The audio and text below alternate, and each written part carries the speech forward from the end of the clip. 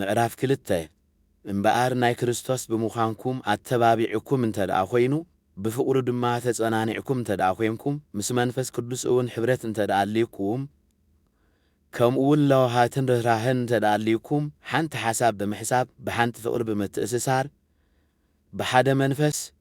ንሓደ ዕላማ ብምዕያይ ንሓጐሰይ ምልኣት ሃብዎ ሓንቲ ነገር እኳ ንርእሰይ ይጥዓመኒ ብምባል ወይ ንውዳሴ ከንቱ ኢልኩም ኣይትግበሩ እኳ ደኣ ትሕትና ብምልባስ እቶም ካልኦት ካባኻትኩም ከምዚ ይበልጹ ጌርኩም ገምቱ ነፍሲ ወከፍ ናይ ካልኦት ረብሓ ኸኣ እምበር ናይ ገዛ ርእሱ ረብሓ ጥራይ ኣይርአ እቲ ኣብ ክርስቶስ ኢየሱስ ዝነበረ ኣተሓሳስባ ኣባኻትኩም ይሃሉ ንሱ ብባህርዩ ኣምላኽ እኳ እንተኾነ ነቲ ምስ ኣምላኽ ዝነበሮ ማዕርነት ኣይገድፍን ኢሉ ኣይተኸራኸረን እንተኾነ ሰብ ብምዃን መልክዕ ባርያ ብምውሳድ ብገዛእ ፍቓዱ ንርእሱ ድኻ ገበረ ንርእሱ ትሕት ብምባል ክሳብ ሞት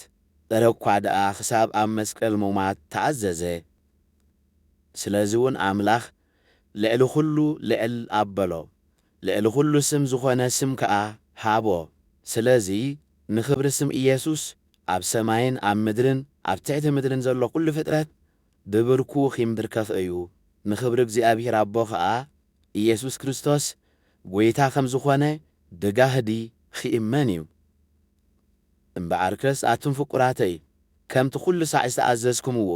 ሕጂ ኸኣ ኣብ ቅድመይ ጥራይ ዘይኮነስ ኣውራ እኳ ደኣ ብድሕረይ ብፍርሃትን ብራዕድን ምእንቲ ናይ ገዛእ ርእስኹም ድሕነት ስርሑ ከመይ ነቲ ኣምላኽ ብፍቕሩ ዝመደቦ ምእንቲ ክትደልዩን ክትገብሩን ኣምላኽ ባዕሉ እዩ ኣባኻትኩም ዝዓዪ ንኹሉ ብዘይ ምጉርምራምን ብዘይ ምትህልላኽን ግበርዎ ከምቲ ከዋኽብቲ ኣብ ዓለም ዘብርሁ ንስኻትኩም ከኣ ኣብ ማእከል እዛ ፌናንን ጠዋይን ወለዶ እዚኣ ኢንታ ዘይብሎምን ንጹሃትን ኣበር ዘይብሎም ውሉድ ኣምላኽን ኮይንኩም ኣብርሁ እዚ ኸኣ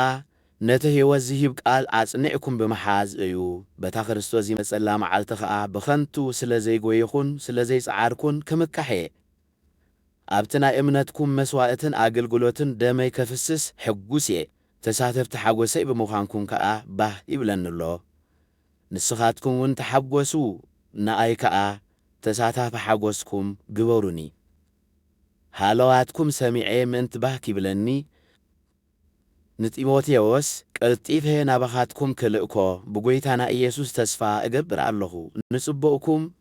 ዚሓልን ዚግደስን ካልእ ከምኡ ዝበለ የብለይን ኩላቶም ጥቕሚ ርእሶም እምበር ድና ኢየሱስ ክርስቶስ ኣይግደሱን እዮም ጢሞቴዎስ ግና ከም ሓደ ውሉድ ምሰብኡ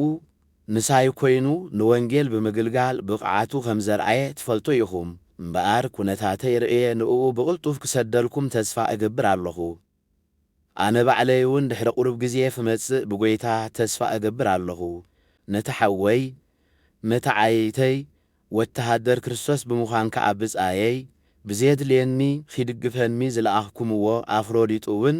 መሊሰ ክልእከልኩም ግዲ ኾይኑንሎ ከመይ ንሱ ብዙሕ ናፊኡኩም ኣሎ ምሕማሙ ከም ሰማዕኩም ስለ ዝፈለጠ ኸኣ ተሸጊሩሎ ብርግጽ ሓሚሙ ናብ ሞት ቀሪቡ ነይሩ ኣምላኽ ግና ራህራሃሉ ሓዘን ኣብ ልዕሊ ሓዘን ምእንቲ ኸይውስኸኒ ንኣይ እውን እዩ እምበር ንእኡ ጥራይ ኣይኮነን ዝራህርሃሉ ስለዚ ከም ብሓድሽ ርኢኹምዎ ምእንቲ ክትሕጐሱ ሓዘነይ ምእንቲ ኺቐልል ቀልጢፈ እሰዶ ኣለኹ እምበኣር ብጐይታ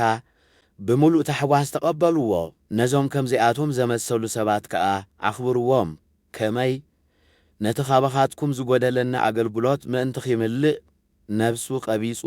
ምእንቲ ዕዮ ክርስቶስ ክሳዕ ሞት ቀሪቡ ዝነበረ እዩ